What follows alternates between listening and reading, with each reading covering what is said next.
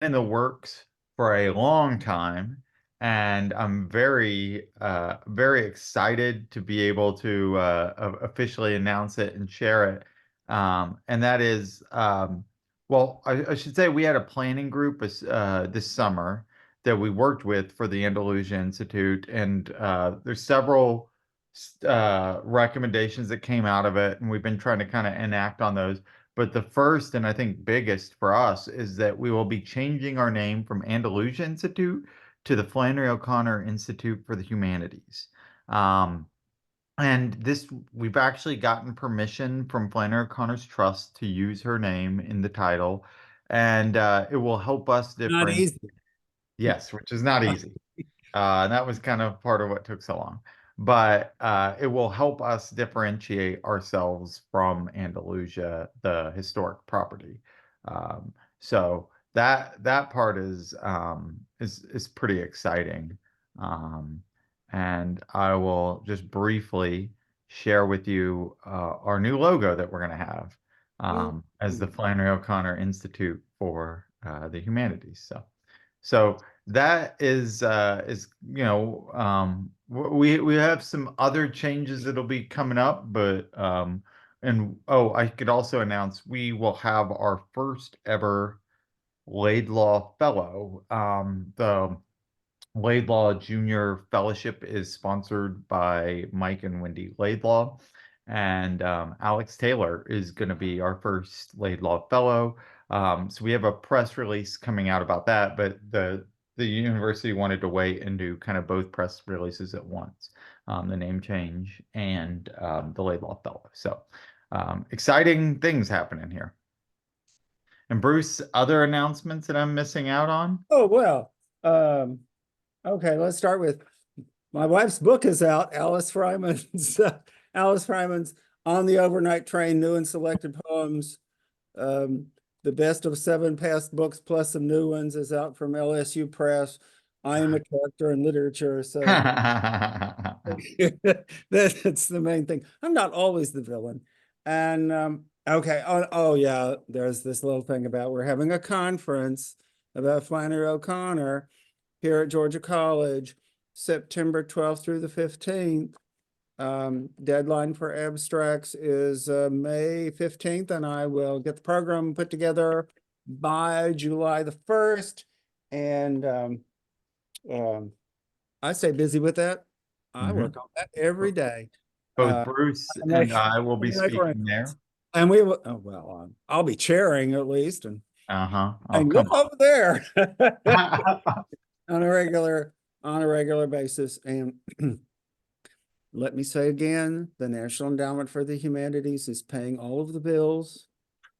So there's not the usual $150 registration fee that we have charged in the past. Speaking about how we don't have a formal connection to Andalusia. We will be highlighting Andalusia Farm throughout the conference because the new interpretive center is open. But there's not much connection between Andalusia and the Andalusia Institute, and that's confusing to people. And so let's see how it goes when we call it the Flannery O'Connor Institute for the Humanities. Does that take care of everybody's confusion? The Flannery O'Connor Institute for the Humanities will have something to do with the Flannery O'Connor Review. And I am promised that the search for my replacement will start this fall, so that if I edit the 2024 volume and the 2025 volume, we will have, an uninterrupted string of journal issues, and the journal will live on, even in a time when English departments are dying around the country, and I can give you a list of magazines that are defunct all of a sudden. These are strange times. Okay, what else do I have? Oh, yeah. We have another Zoom event. Next month, March, we have our discussion of letters from 1961, 1962, pages 425 to 503. in the habit of being. You know how that works. And on before that, the week before, on Thursday night at 7 o'clock, we're going to have a couple of short talks by people who are part of the 2023 NEH Summer Institute, talking about stuff they've been working on. The heading is Flannery O'Connor and other creators. We've got Carmen Palumbo from East Georgia State University talking about O'Connor in relation to John Kennedy Toole, the guy who's famous for writing A Confederacy of Dunces. I've already heard him talk about that some. He's very interesting on that subject. And then we have Jack Love from Texas A&M talking about O'Connor in relation to Dwight MacDonald, a leftist editor and political thinker. And I've never heard about Flannery O'Connor being related to Dwight MacDonald, and I'll be very interested to see what Jack does with them. I'm asking them to keep their presentations, short and fairly informal, so that there's plenty of time for announcements and introductions and time for questions and answers at the end. And we'll be having one of those every month. I think we have one in April and even one in May after the one in March. Okay, that's pretty much it. Let's throw everything on the floor and start in on the letters. We have time to talk about anything anybody wants to bring up about these letters. And I have my usual handbag of oh yeah, sure, I can say the dates for the last event. Getting the question about when's the last event about the NEH Zooms. That's on March 14th, the Thursday night before the next book club Thursday night. And I'll be trying to MC. Okay. I have my usual half dozen things to talk about, but anything anybody wants to talk about is fair game. Raise your hand. Bring it up at any time you're comfortable bringing it up. I have kind of a, quirky personal take on what I think is worth talking about, because I take note when something surprises me, when it's something I see in the letters that I had forgotten about since the last time I read it from beginning to end, which was an embarrassing number of decades ago, I have to admit.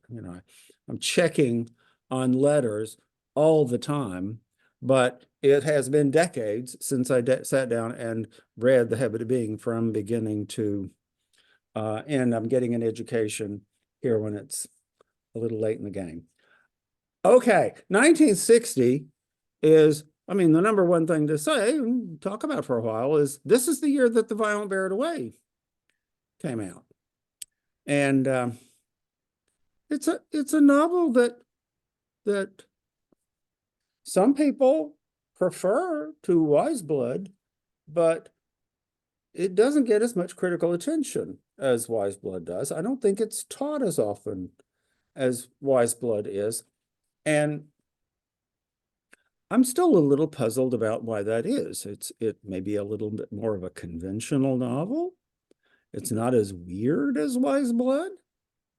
Why isn't that a reason why people would prefer it to the oddities of Wise Blood, which might not even really be a novel? Flannery, maybe surprisingly, seems to me to be saying over and over and over to people in these letters, well, this is a really Catholic novel. Catholics will understand it, and non-Catholics will write negative book reviews of this novel. And she expected to be,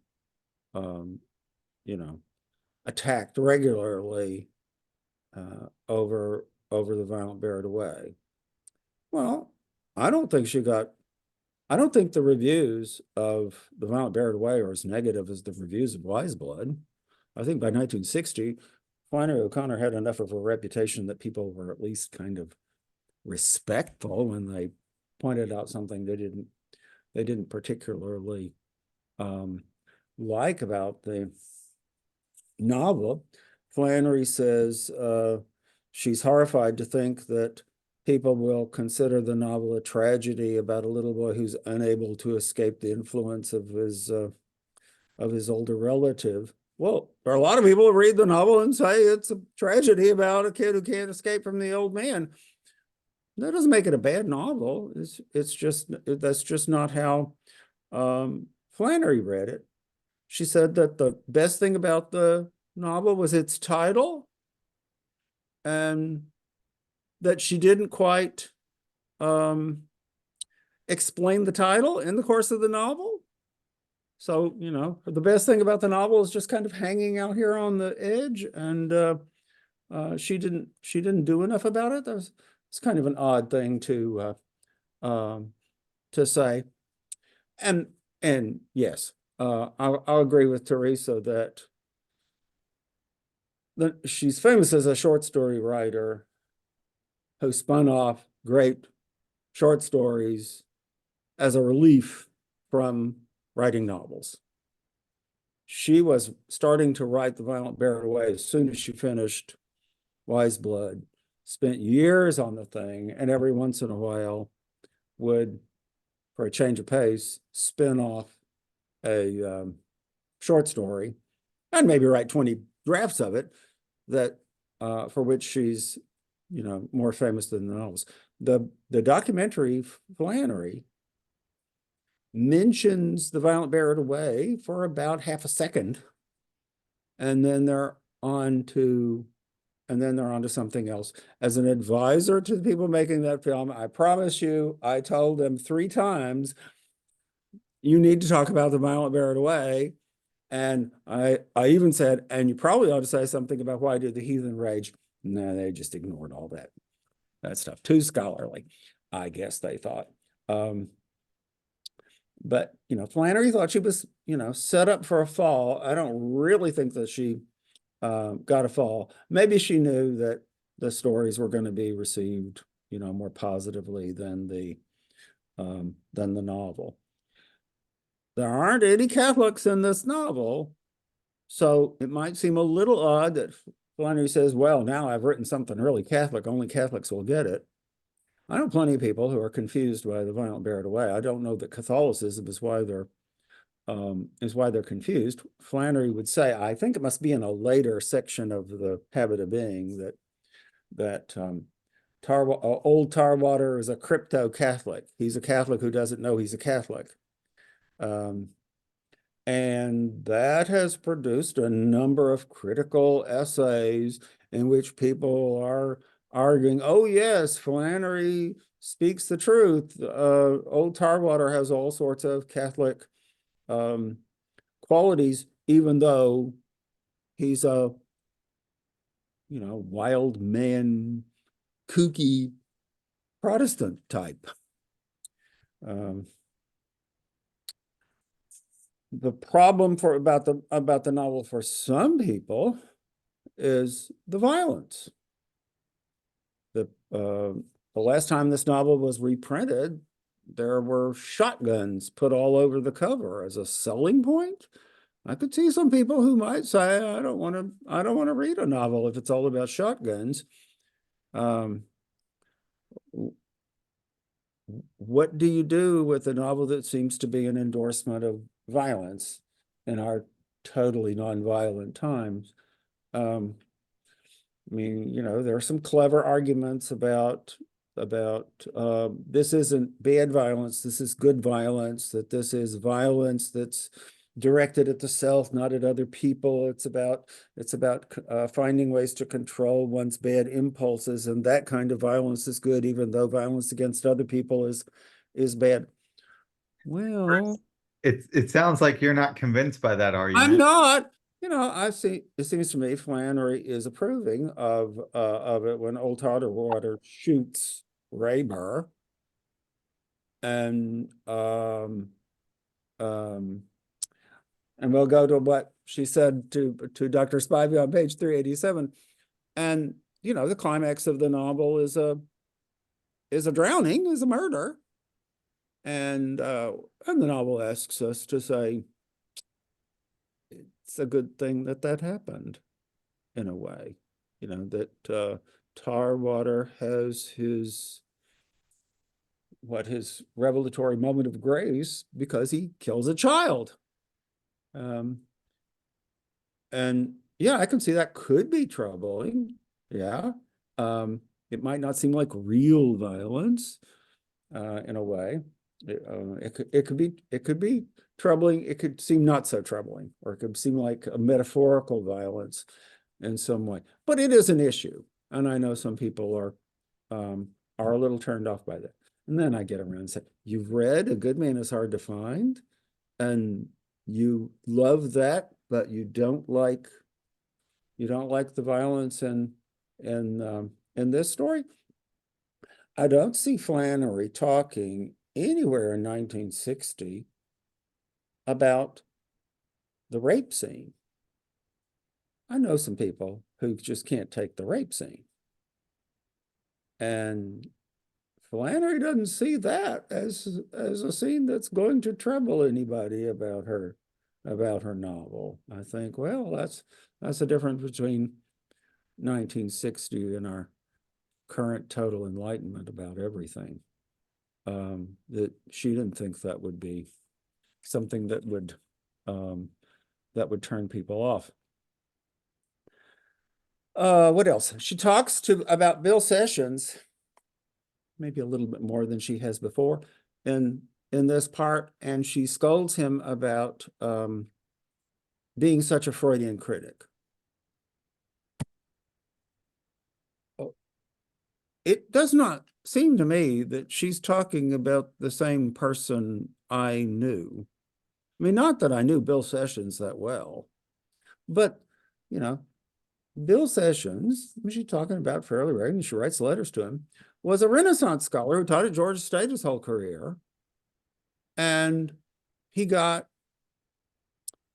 committed, hooked into writing the authorized biography of Flannery O'Connor because he was friends with Flannery O'Connor. And he spent years on this thing and wrote about 3,500 pages, I think, and no book resulted. And why? I don't really know. There's a manuscript somewhere, and it'll probably end up in a library someday, and people can go there and go through the 3,500 pages and figure out what's new in there and use it somehow. But it's a sad tale. And further sadness, I mean, I'm going to go off on a tangent about Bill, okay? He was also the literary executor for Betty Hester, who's all over the place in the letters. He took the letters that were in the possession of Betty Hester, and he deposited them in the Emory University Special Collections Library. And then he obeyed the provision in her will that said nobody should look at these things for, I don't know, was it 20, 25, 30 years? And then he started working on the Flannery O'Connor biography and wrote, a couple thousand pages, and then discovered what was in the Betty Hester letters, and discovered that from the very beginning, Flannery O'Connor and Betty Hester were making jokes about him behind his back. And jokes that were, cutting enough so that Sally Fitzgerald decided not to print those parts when she, printed the letters in Habit of Being. Wow. Poor Bill. I remember seeing him at an event one time, shortly after the collection opened at Emory, and he said, "Oh well, Brad Gooch can write the biography." I mean, it was like he was washing his hands. Bill recovered from that feeling.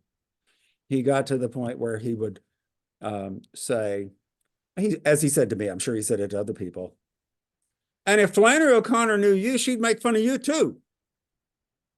And I think, well, that's good. And so she would. And and you know, everybody was made fun of by Flannery O'Connor. Um, he handled it, I thought, quite well in the only part of his biography that I ever saw, which was a preface he added on, where he quotes the first letter that Flannery O'Connor wrote to Betty Hester after his first visit. And so it says, oh, all he does is talk all the time. All he talks about is himself. And we thought he would never leave. This is the Bill Sessions I knew. He would. I remember one time he apologized to me for talking too much, and he spent like 2 hours apologizing to me for talking too much. I mean, bless him. He was he had a lot of good traits, and he devoted himself to Flannery O'Connor. He wrote the prayer journal. I mean, he edited the prayer journal, and so on and so on and so on. But I could see that Flannery O'Connor would feel it was irresistible to make fun of his quirks. He was capable of a lot of analysis that didn't have to do with seeing trees and doorknobs as phallic symbols. Okay, he was better than that. Flannery is picking on a temporary weakness. Okay, let's give him that. Okay, now I want to pause and I want to say, okay, enough about the violent buried away for a minute. Let's go to page 387 and Heidi explain what it is you find particularly enlightening on that page. Where's Heidi? Oh yeah, Heidi, go for it. Unmute yourself, yes. Sure. Sorry, I'm getting back to that. Yeah, just how she mentioned the two main symbols in the book, water and the bread that Christ is. And as Jordan said, the emphasis on water, of course, being baptism as a sacrament. I myself am a Lutheran, and what I find interesting is, again, this idea of her considering this a Catholic novel, because the only two sacraments we have in the Lutheran Church are baptism and communion. We don't have the seven that Catholics do. So I find it particularly interesting that she called out those two. And I really liked what she mentioned about the fire, that water can be seen as a kind of purification, but also so can fire. And then, of course, mentioning purgatory, which Lutherans do not believe in. So then that brings me back to it being Catholic. So I just really like that part. I've read The Violent Buried Away several times, and I find it difficult to understand, more so than Wiseblood for some strange reason. But this one helped me. Heidi, when I was in college, the Violent Buried Away is what really got me interested in Flannery O'Connor. And I was so taken by the idea, that the title is from Matthew. And I just kept trying to like understand it and like, how do you unlock this? I just thought there was some key that I was missing to unlocking this novel. And so, yeah, I'm in the same boat I've read it several times and I feel like there's a lot there. And I don't always understand it. Okay. One piece that we talked about in one class that I had that taught it is they mentioned violent buried away. They mentioned taking out the N and making it violet. And then all the references to purple and lilac and how that was the color of Lucifer and the devil. I was like, oh boy. That's like I think Flannery talking Flannery would about have had a you called heyday it the with that violets bloom away. one. Oh, Yeah. it really is about violet. Yep, violet. Yeah, the color. And I just back Literary to enough. some of her earlier letters where she talks about sometimes the hat is black because that's the predominant color of the hat. I thought she'd have a heyday with that interpretation. Right. And there are plenty of things that you can relate to a sacrament, and that doesn't mean that's the most Catholic text she ever wrote. I mean, I'm still a little puzzled about why she thought this was so different from everything she ever wrote. The charge that she just wrote the same story over and over and over and over and over and over and over still kind of applies. The works have a lot in common. I'm just going to go off the rails here for a moment and say page 387 is one of the pages I wanted to bring up tonight, and I will go ahead and mention why.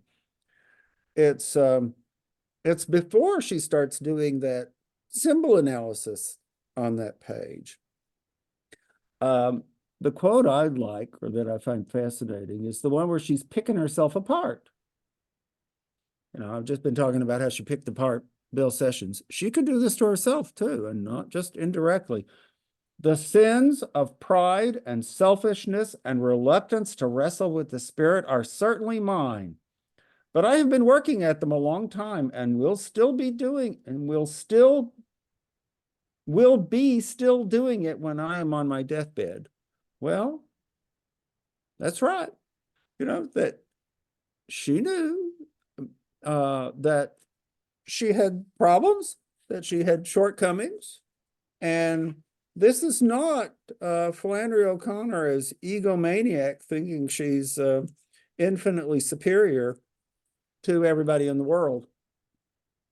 And some of the people who are most critical of Flannery O'Connor nowadays might look at this passage and say, oh, well, okay, she admitted it. She acknowledged it. And she kind of knew that she had some faults that she was going to hang on to for the rest of her life. I don't know. I feel like giving Flannery a couple of brownie points for that part.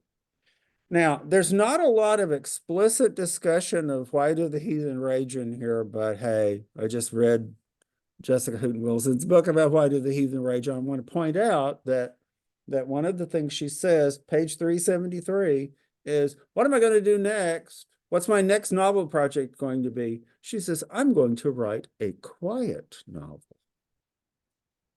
Well, maybe that's why she couldn't finish it. Quiet doesn't seem like a word you would use to describe a text by Flannery O'Connor, but I can see that she tried. Nobody dies in the pages of the manuscript for Why Did the Heathen Rage. She was trying to do something different. And another thing that jumped out at me in her reference in these pages wasn't specifically a reference to Why Did the Heathen Rage, but at the top of the first paragraph on 392, she says something very applicable to the publication of chunks of Why Did the Heathen Rage. I have a horror of somebody publishing something of mine when it isn't fit to publish.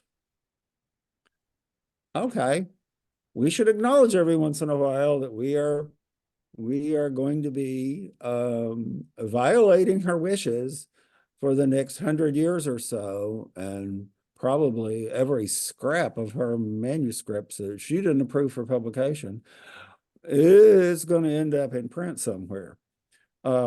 She probably wouldn't approved of the Prayer Journal, and that's an immensely popular text that gets quoted all over the place.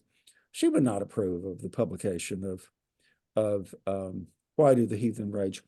But let me say this about that. I've read Jessica Houghton Wilson's book where she analyzes and contextualizes and presents just about all of the text of Why Did the Heathen Rage that isn't repetitious. There are like 370 pages. When you cut out all the repetition, you got about 60. And you can get a pretty good idea of what this book almost was. I don't see any crime in presenting it the way Jessica does. I think she did a very good job in an impossible situation, and having read the stuff that was going to go in there, I'm glad she did it. I think I can put Flannery in the same category with Kafka. Don't listen to the author when he says destroy everything that I ever wrote. Just tell the author to get over it and let us read what you were working on. It's that's a book worth reading, and it was recently published, maybe more than a month ago, but it's still pretty fresh out there. Okay, what next? One of the things that comes up in these pages hadn't come up so much before is that Flannery's talking about Teilhard de Chardin, who is her favorite philosopher. And when she was asked to name the best book of the 20th century, her choice is The Phenomenon of Man by Teilhard de Chardin. His first name's Pierre. Pierre Teilhard de Chardin. We refer to him by his last name, Teilhard, most of the time. Okay. First reference in this chunk of letters, she says, oh, he's going to be on the index. But then she says, but that's not a problem. Well, it's not a problem because she knows that even if he is put on the index, the list of reading materials that no good Catholic should look at, she's going to be able to get permission to read the book anyway. And she likes it. She has no problem with what he's saying. She's a big fan. So this is interesting. And there are some people who specialize in the Flannery-Teilhard connection. Did she stay in love with his ideas? Did she get over him? Did she reject him? Is the title Everything That Rises Must Converge serious? It comes from Teilhard. Or is it ironic? She applied it to a story in which people don't seem to be getting along. It doesn't look like convergence at the end of that story. His big idea, to reduce him, 8 books to 25 words or less, is everything is evolving and it's headed in a good direction. And at the end of all time, everything will be unified, everything will converge, everything will be unified with God. The universe has a happy ending. If you think Flannery is gloom and doom and meanness, contemplate that our favorite philosopher was a Jesuit paleontologist who was studying the early fossil records of human beings and trying to reconcile it with dogma.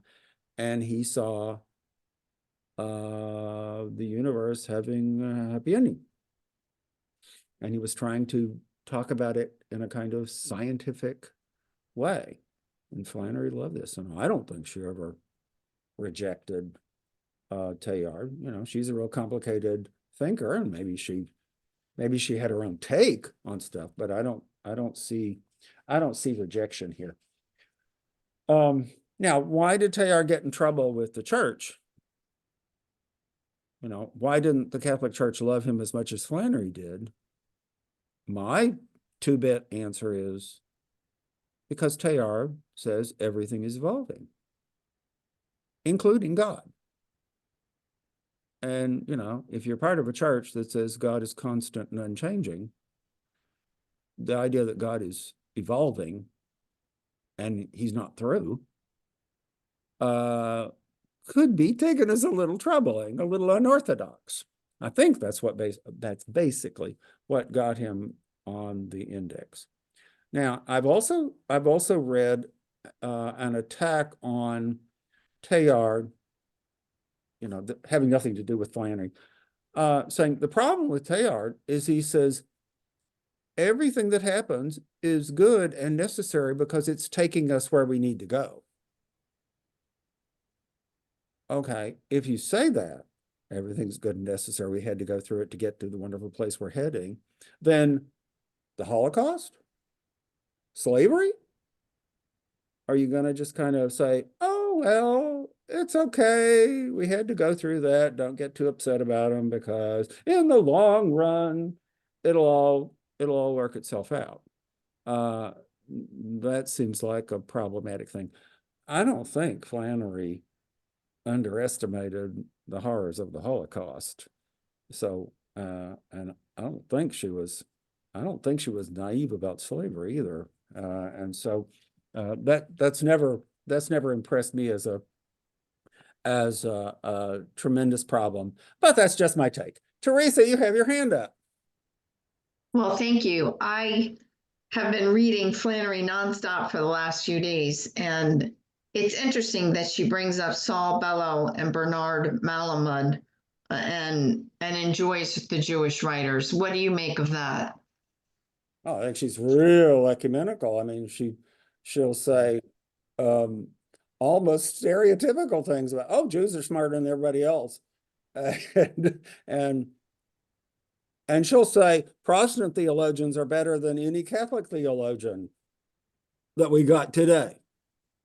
She's so comfortable in her Catholicism that she can say all sorts of stuff and criticize Catholicism as it exists around her because she's taking the long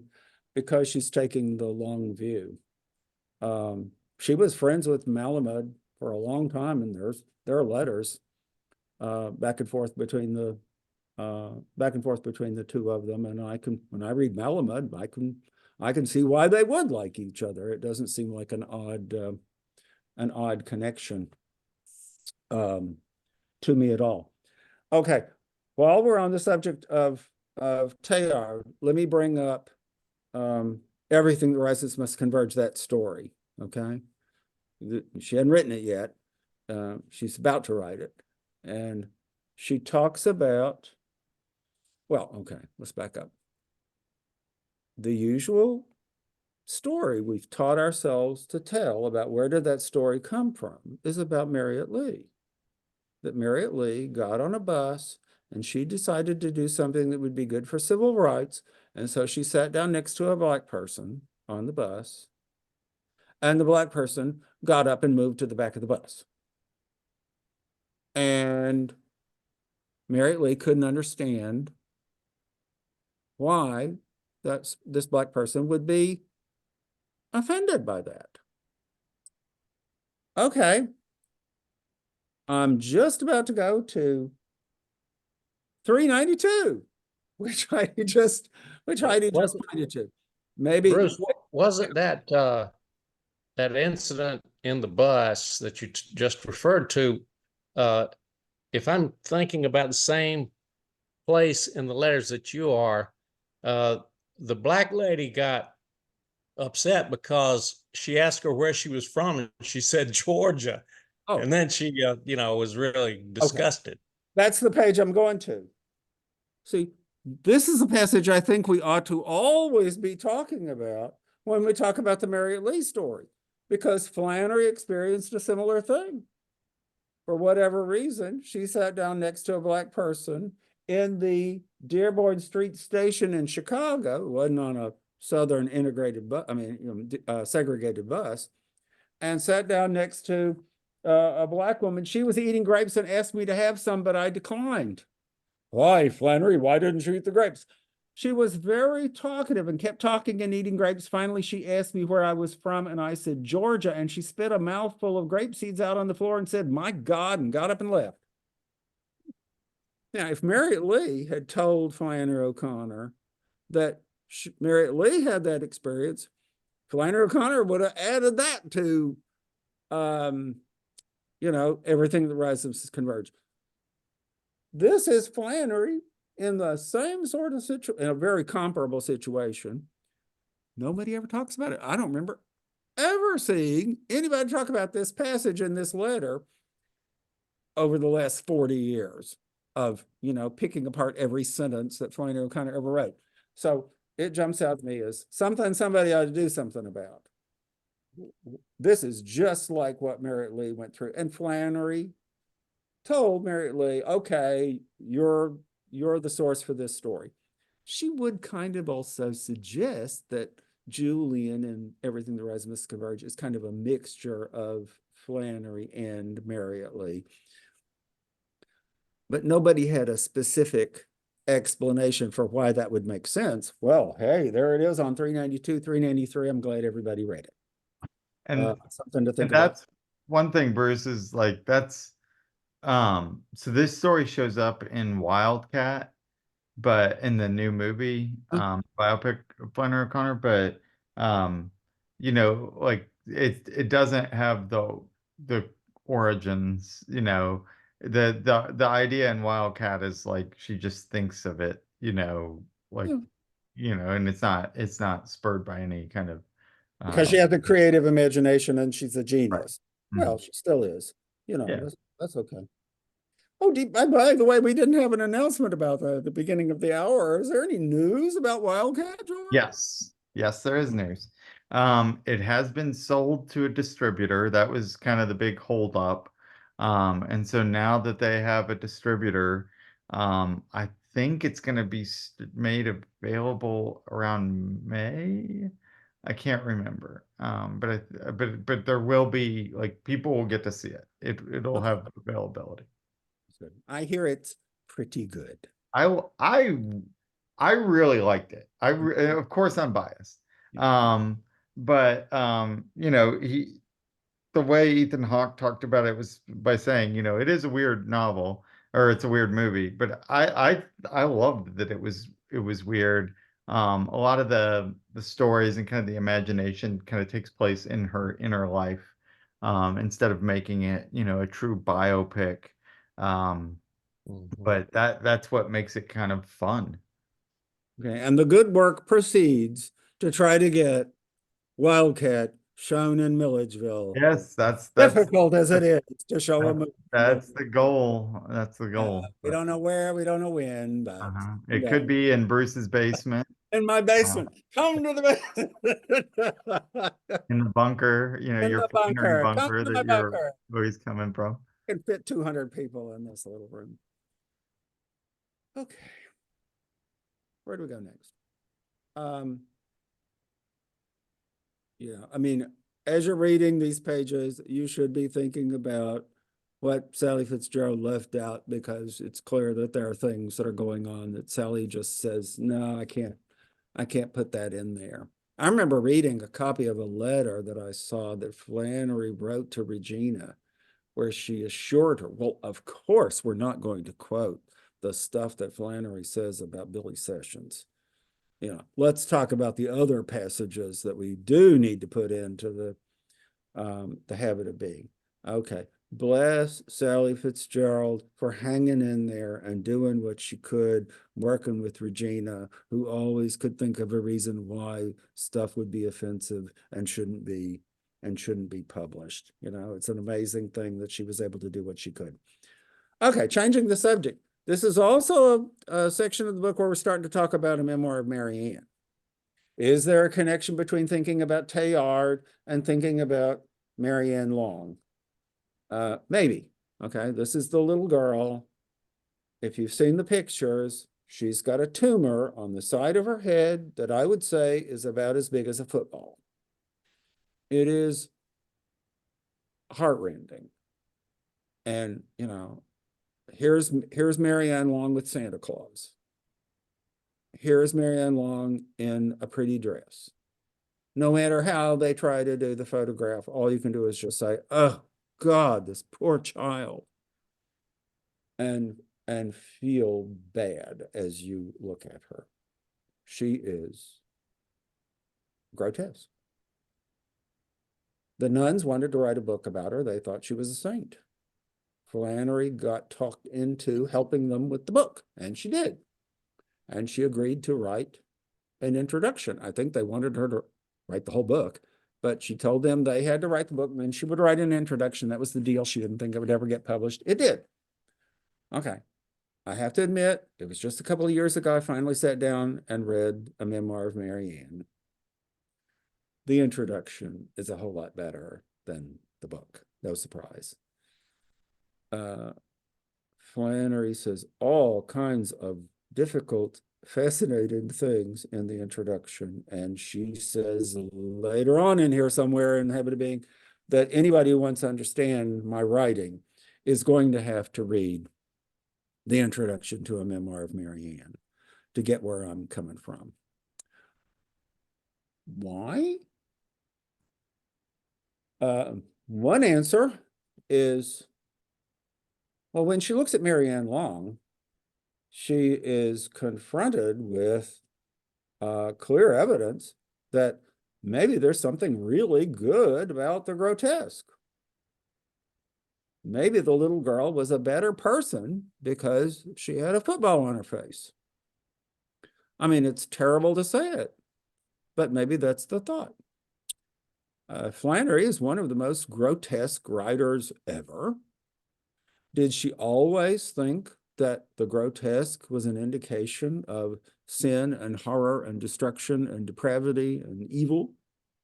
Or is the grotesque part of the development process that Teilhard is talking about? Is it part of making the world change and grow and be better? Can she look at Marianne Long and have a positive reaction?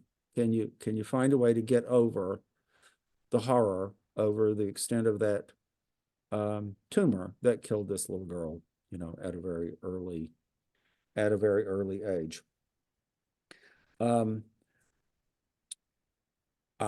answer is, yeah, Flannery always loved the grotesque. She didn't theorize about it very much, but she's always looking for what's good about something that looks grotesque at first. I spent a lot of time on that, actually, and very glad to, you know, be able to read a memoir of Marianne and see some support for that view. Even though it comes late in her career, I mean, it's 1960. She's written a whole lot. I don't think she's really changing her writing style that much. I think she's just realizing what she's been up to.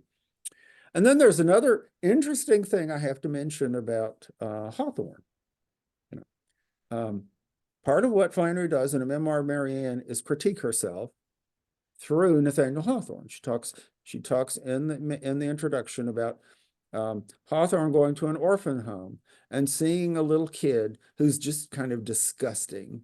And Hawthorne doesn't want to have anything to do with him. Go away, ugly little kid, he thinks over and over and over. But the little kid won't have it. He still wants Nathaniel Hawthorne to give him a hug. And Nathaniel Hawthorne, and Flannery describes all this. Nathaniel Hawthorne finally picks up the little kid and he says, it's one of the best things I ever did in my life. And Flannery says yes to that and applies it to herself. That she agreed that she, like Hawthorne, kind of had a tendency to be cold and not too touchy-feely. And if she could force herself to get over that and embrace the ugliness, it would be good for her. I would say, yeah, this is something that was in Flannery's writing that she's just now able to explain to herself. And I also give her points for realizing that being a loving person is a bit of a challenge to her, you know, something she needs to keep working on until she's dead. Farrell O'Gorman, when he was here giving his lecture during the NEH Summer Institute, said something I didn't know, that the person who started the cancer home where Marianne Long lived in Atlanta, the person who started that order was Hawthorne's daughter. He had another daughter whose name was Una. Lovely name to give your child. Flannery O'Connor used the name Una for the most important female character in her third novel. Why Do the Heathen Rage features a major female character named Una. She is the center of the attempt to write a love story in that novel, and the climax of the plot, as I understand it, the way I put it together in my head, is that Una arrives at the male protagonist's house and everything is going to be revealed, and Flannery couldn't bring herself to write the next scene. It's a slam bang, partial ending that one can only speculate what's going to be on the next page. It's really fascinating, and there's a Hawthorne connection. Oh my God, dissertations are in the making already. Okay, what else? Oh, well, I got a section here about notice how often Flannery talks about love in these pages? I think looking at Marianne and looking at Teilhard may have pushed her towards thinking about one of the shortcomings Flannery thought she had, which is she wasn't able to write a love story. Somebody challenged her on that. I think it may have been Spivey. And she says, well, I have love in my stories. The grandmother loves the misfit and Raber loves Bishop. And that's the best you can do to defend herself? You know, that's like admitting, oh, I can't write a love story. I can't write romantic love between a couple who are falling in love with each other. No, no, no. I can maybe make a parent love a child. Maybe I can pull that off, but that's it. Okay, she tried. She worried. I think for the rest of the career, she was trying. She was trying in Why Did the Heathen Rage? She was trying in other late stories like Parker's Back to try to figure out how to write a love story that would really be a love story. I promise you I can find the number of the folder with the draft of the Partridge Festival in which she is insisting that the two main characters are going to fall in love totally with each other. And then she rewrote it to take it all back because she didn't think it was, she didn't think that was working. But Teresa has her hand up. yes, Teresa. Do you think that Flannery's concern with her shortcomings, her acknowledgement that love is difficult for her to show or write about, as well as sex scenes, are kind of a premonition, or her being, I'm going to mispronounce this word, prescient about the fact that she's getting more sick? Is she taking kind of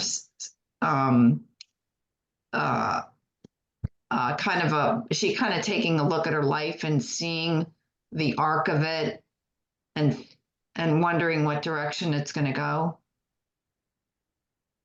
Well, I think she knew that she had missed the train. That, you know, after things didn't work out with Eric Lancure in the mid-50s, that she said, oh, well, okay, I'm never going to have a love life of any kind of conventional sort. And got to make the best of it. I'll get me some peacocks. I mean, I'll love birds. I'll have a lot of correspondence that I'm very close to.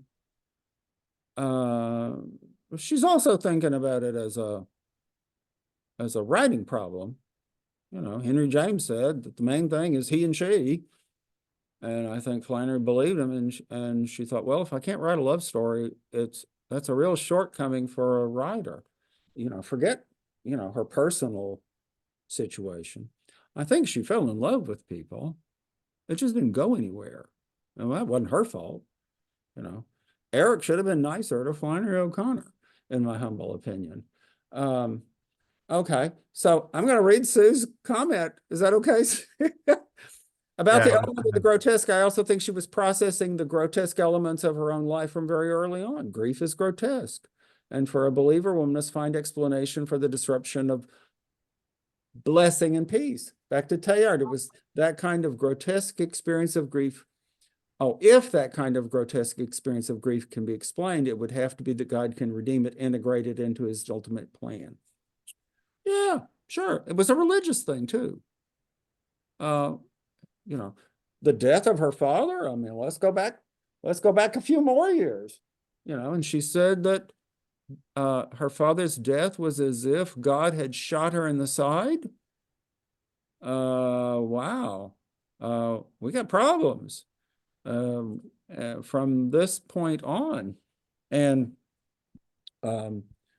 Flannery is constantly struggling to figure out what to do about this, you know. And I can say, oh, well, certainly made her write some great short stories. And that's enough. And that's enough for me. Sorry you had to suffer your whole life, darling, to write these stories. And at a certain point, and then at a certain point, I just say, well, we'll never know. Sorry, I was dragging behind the the next thing you'd gone on, and I was still typing away about my idea. Oh, but no, it's- no, this is relevant. This is what we're talking about. Okay. Okay, next comment. I don't know. Maybe somebody else knows.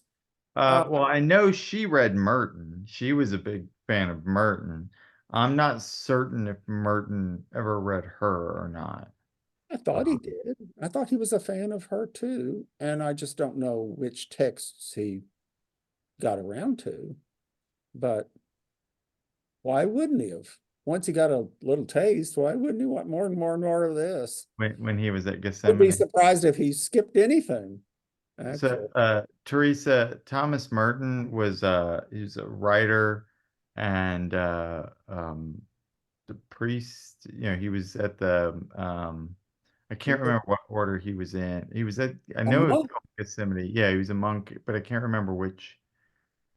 Okay, in, see, of course, I should have Kentucky, remembered he's Trappist because that's what his Trappist.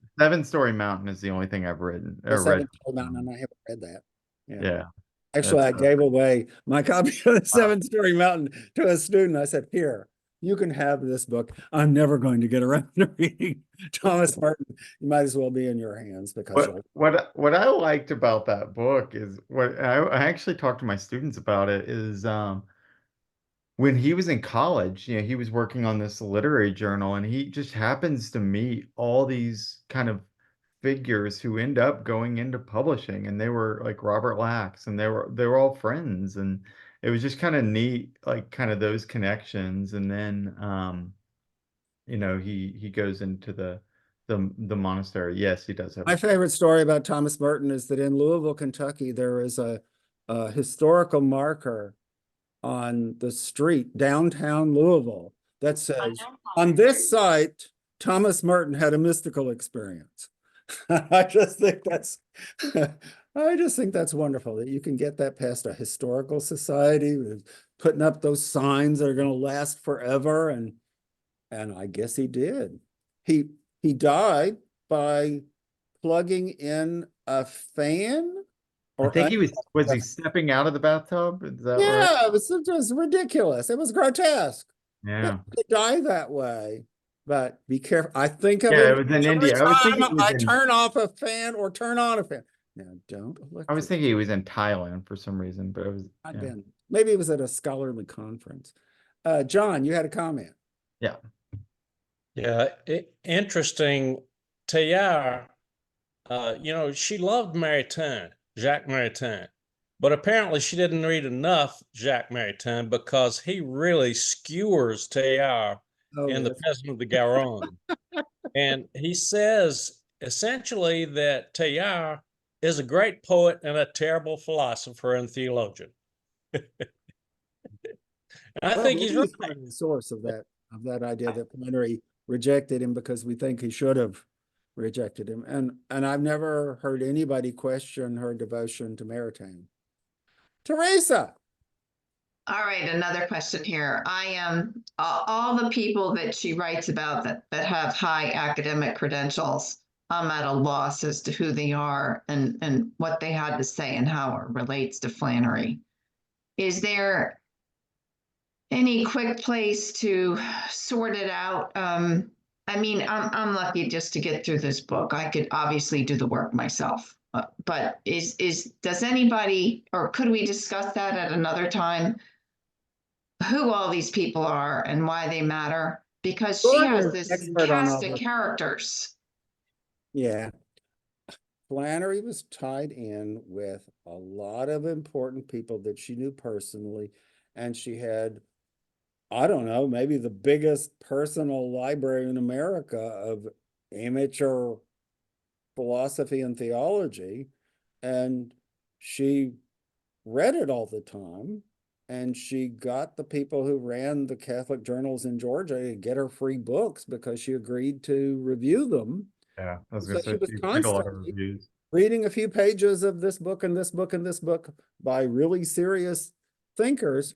And there are many critical articles and books trying to figure out the connection between Flannery O'Connor and just one of these people. I mean, there's like an industry about O'Connor and Maritain. there are books about O'Connor and Teilhard. And I have to admit, I stand over here on the sidelines and say, okay, y'all have fun. And I'll, check whether you're using MLA style, but, how did she feel about Heidegger? Oh yeah, Oh, I was gonna I jump give on up. that. You know, maybe Teresa, good to in add on to that, I would just say, I think the important part is, her world in some ways seems so small, just stuck on Andalusia and the farm in Milledgeville. And yet it was also so expansive because she just knew all these major figures, or she had a lot of these kind of correspondence. As we've talked about, some of these people wrote her, like some of these people sought her out too, which I think is pretty interesting that she had wasn't just literary figures, theologians, etc. people knew she was worth knowing. So you're asking the biggest question there is. You could devote a gazillion lifetimes to trying to figure this out. Did y'all ever see that that movie about the guy who wrote the series of books about LBJ?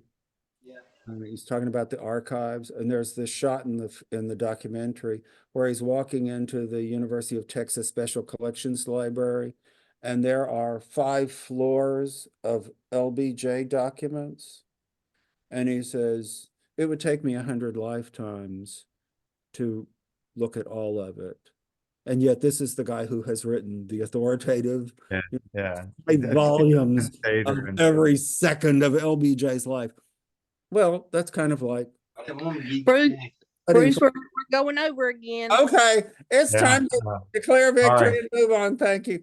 We'll see you next time. Oh yeah, we'll let you know. We'll let you know when we get Wildcat showing in my basement or someplace else. You bet. I loved it, so I would highly recommend it. If you don't like I it, I'm promise sorry. to go see it sometime.